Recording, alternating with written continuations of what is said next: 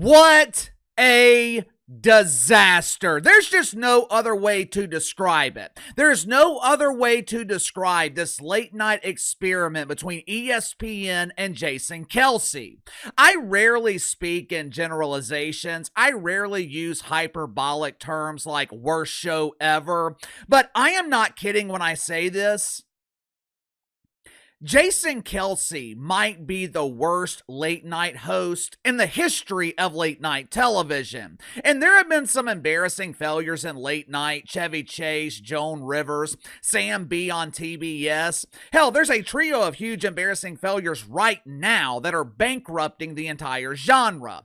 But as bad as Steph Colbert and the two Jimmys are, no one, and I mean no one, is worse than Jason Kelce. And I hate to say that because Jason Kelce seems like a likable dude, but the audience has sent a clear message. This ain't working. You know, I have never been a fan of Eminem. I've never liked his style of rap, but Eminem has delivered some memorable lines throughout his career. 8 Mile is one of my favorite movies, and the main song on the soundtrack, Lose Yourself, which I always thought was overrated. To me, the best song on the soundtrack and arguably the best song of Eminem's career is 8 Mile itself. But anyway, in the chorus of Lose Yourself, Eminem says, "You only get one shot. Do not miss your chance to blow." The chorus is self-explanatory. Oftentimes in life, you only get one chance. For example, let's say you're up for a promotion at work. Management wants you to take the job. They're basically handing you the promotion. But for whatever reason, you decide to pass it up. Maybe you think that you're not ready for the responsibility. Maybe you're not willing to sacrifice time with your family to spend more time at work. Whatever the reason, you turn down the opportunity. 5 years later, you regret it because you're never given another chance at a promotion. Historically, ESPN has not been successful in late night television. 20 or so years ago, they tried a late night show with Stephen A. Smith. It was a huge, embarrassing failure. That alone makes the experiment with Jason Kelce perplexing. But what makes it even more questionable is the fact that the genre of late night, it is on life support. When ESPN tried 20 years ago with Stephen A. Smith, late night was at its pinnacle. Today, they cannot draw flies to a freshly polished turd. Hell, Jason Kelce, he can't even produce the turd to give ESPN the opportunity to draw the flies. ESPN was willing to give Jason Kelce this chance based on the popularity of his podcast. Now, for those that don't know, Jason Kelce co-hosts a podcast with his brother, the soon-to-be Travis Swiffer. Now, me personally, I'm not a fan of it, but that's okay. That's okay because I'm not their target audience. Kelce and Swiffer, they are targeting a younger demographic. They're going after college dudes who spend their weekend shotgunning old Milwaukee because they can't afford natural light. I'm a grown-up. If I was still in my 20s, I'm sure I'd think that Jason Kelce and Mr. Swiffer were great. I'd still question why two dudes in their mid-30s are listening to Taylor Swift, but if I were in my 20s, I would probably listen to their show. From my understanding, one of the things that makes their show popular is the authenticity, which, as you guys know, authenticity, that is not allowed at the worldwide leader in woke, ESPN. The problem here with Jason Kelce, and this is specifically when he's on ESPN, problem with Jason Kelce, it feels like he's playing a gimmick. He's playing the role of that guy in his 30s who's still pounding beers with the college kids, that guy in his 30s who's still going to football games in January with his shirt off, that guy in his 30s who wants to be the loudest one in the room. Now, to his credit, the gimmick has worked well for him, but as is always the case, gimmicks have a tendency to become stale. Gimmicks are designed to last for a certain amount of time. And looking at these ratings for Jason Kelce on ESPN, time ran out. Make sure to like and subscribe. You can follow me on Twitter at KC_BTL84. Just in case you guys missed the video this morning, I wanted to thank you guys for sticking with me last week through all the audio issues.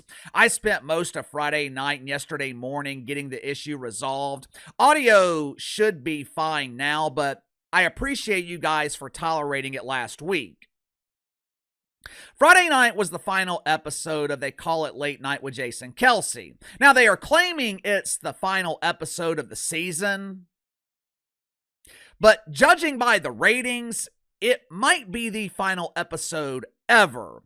Now, ESPN, they are using the usual excuses when one of their shows is not performing in the ratings. It's the same excuse they used with Pat McAfee when he was losing half of his lead-in audience. Oddly enough, ratings have not been made available for Pat McAfee on ESPN since last June. I wonder why. With the failure of Jason Kelce, ESPN is claiming, well, we're not really looking at his ratings. We don't take those pesky ratings seriously anymore. We are looking at Twitter impressions. We are looking at YouTube. We are confident that Jason Kelce will be great.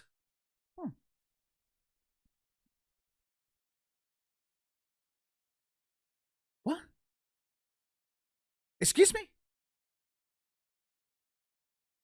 You mean to tell me that a television network is not looking at television ratings as a barometer of success?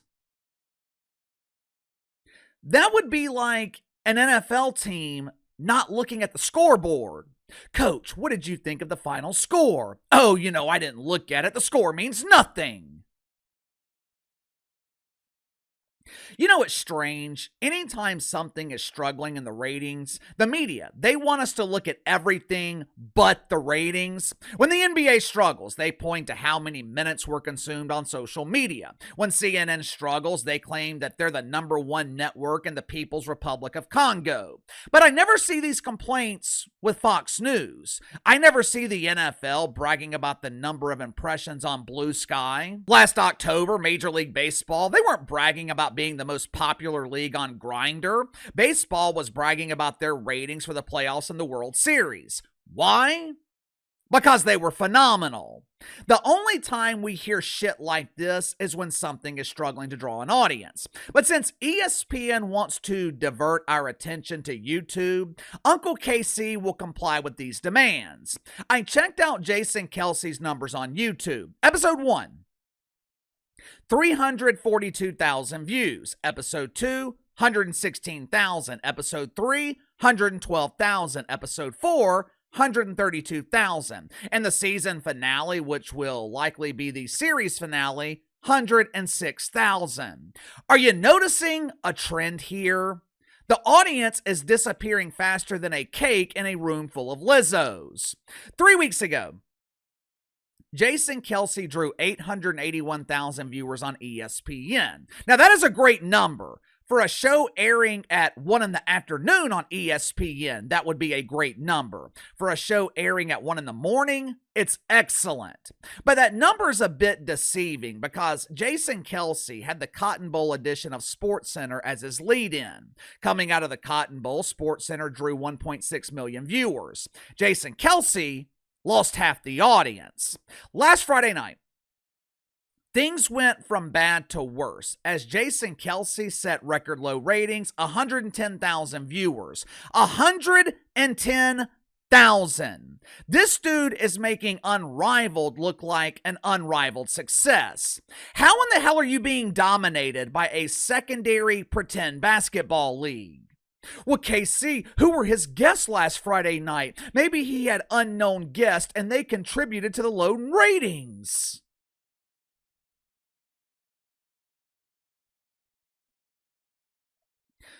Who knows and who cares? People are not watching for the guest. They're supposed to be watching for Jason Kelce. 3 weeks ago, over 800,000 people gave him a chance. They gave him one shot. And 700,000 of those people, they said he blew it. Let me give you some examples as to why this show is failing. I put together a few clips of some of the comedy that Jason Kelce is producing. I would give you guys a warning. I would tell you to put down your coffee, but I have a feeling that that's not going to be necessary because the only comedic aspect of this show is that it's comically bad. Watch for yourself. Hello, Stadium, my old friend. Hello, Jason. Looking impeccable as always. Thanks, Stadium. Oh, big night tonight. How you feeling? Couldn't be more excited. Oh, now that doesn't sound like the former All-Pro Super Bowl champion that I know. Tell Stadium what's on your mind. You know, it's just the last 13 years I came here. And now, each week, I'm in a different city, a different stadium. It's just not the same. Feels like I've made a giant mistake. Mistake? Now you listen to Stadium and you listen good. You're Jason Kelce. You're a man of the people. Oh, and tell the Giants thanks for Saquon. But I'm getting to make my own show with my wife, Kylie. Kai, is this not the best? It's amazing. I do have an official disclaimer, though, that I'm obligated to read. Yep. To our viewers, this evening's program is intended for mature audiences. Young viewers, such as your children, may hear language that is inappropriate for them. Not our kids. They hear shit like this all the time, right, Jay? Absolutely, yeah, no. Swearing is not an issue at our house. You could trade bodies with anybody on the Eagles. Freaky Friday style. You get to be in that body. Who are you going with? Don't say Nick Foles.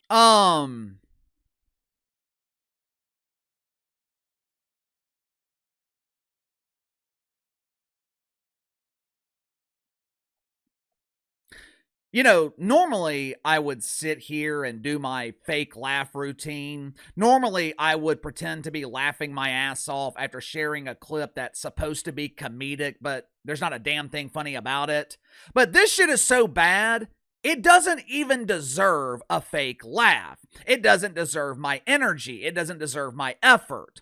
I tried to give Jason Kelce a chance. Now, would I have given him a chance if I wasn't covering his show for my YouTube channel? Absolutely not. But I didn't want to review his show without watching it, without giving it a chance. Now, I will give Jason Kelce some credit. He has improved since the first episode. Now, of course, he had nowhere to go but up. The first episode of this show, it wasn't worthy of being broadcast on national television. Jason Kelce has gotten better as a host, but that does not mean the show is worth watching.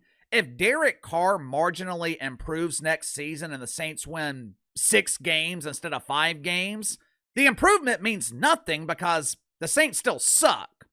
Hosting a late night show, it is one of the hardest jobs in television. It is difficult to make people laugh. It's difficult to be entertaining. Guys like Stephen Colbert, Jimmy Kimmel, Jimmy Fallon, they have been trained throughout their career to be a late night host.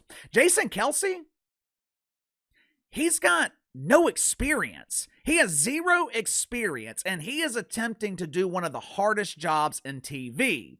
Is it any wonder why it's not working? Give me your thoughts on this. Have you guys watched Jason Kelce? Do you think ESPN will renew the show? I don't see how they can renew it. I can't find a single metric that would tell ESPN that this is working, but who in the hell knows? You tell me. Sound off in the comments below. I'll see you guys tomorrow.